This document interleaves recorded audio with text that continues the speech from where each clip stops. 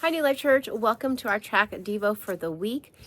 We are now in the month of March. We will be finishing up the book of Numbers within the next week or so, and then we'll be heading over into Hosea and 1st and 2nd, 3rd John in the New Testament. But as we're finishing up Numbers, there's just a thought that came to me this past week. You know, every week or every time I'm up, it's always like there's some kind of a thought or a verse that sticks out. This past week, we read about a donkey that talked. We read about Balaam and Balak. And then in the chapters before that, we read about where the earth opened up and swallowed some people. We read about some spies who went in and scouted out the promised land. We read about God's people rebelling and complaining. We read about quail. And those stories were interspersed in with numbers. A lot of things about numbers, the counting of people, how many people were in each tribe. We also read a lot about this past week about feast and different feasts that God had instituted. And today, kind of what I want to share is not just focusing on one of those stories, which there were great stories and a lot of detail that we read about, but I want to take it as a whole. I have found Numbers kind of fascinating in the fact that yes, it deals with a lot of numbers. It deals with a lot of details. And my thought was, that's exactly what God is. In the lives of the Israelites, God was very detailed and very orderly with them. He had a specific plan and purpose for the way he had them do things.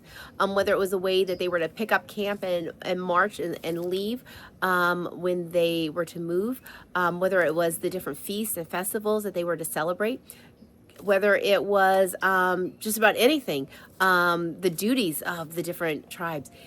God was very specific in how he wanted it done. He didn't just leave his people and say, hey, guys, do whatever you want, however you think it should be done, go for it. Not at all.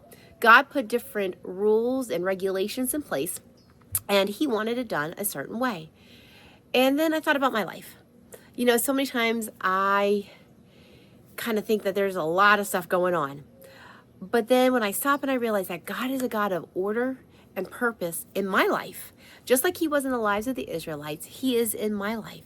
That God has ordered my steps, that God has a specific way that he wants me to go, that God has rules and regulations and things that he wants me to obey for my safety, for my benefit. And so as I was thinking about the Israelites as a whole and how God handled them and what I read in the story, I just kind of really put it to my own life. Hey, God, thank you. Thank you that you're a God of order and not chaos. Thank you that you are a God of detail and not confusion.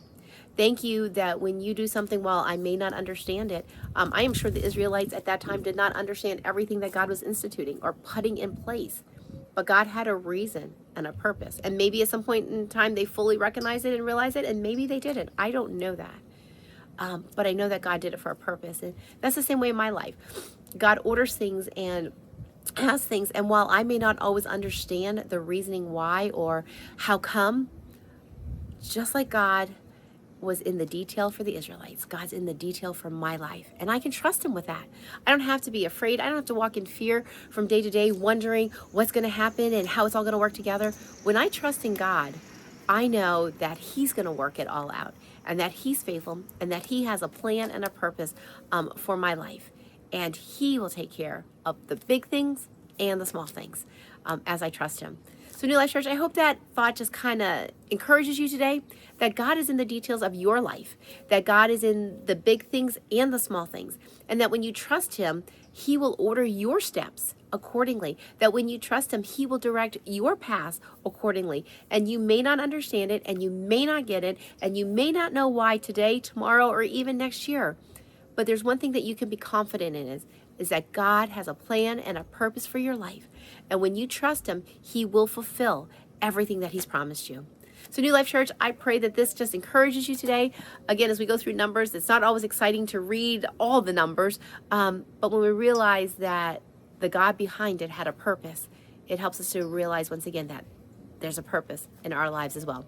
Well, have a blessed week. Enjoy. Know that we are here for you and we love you. God bless.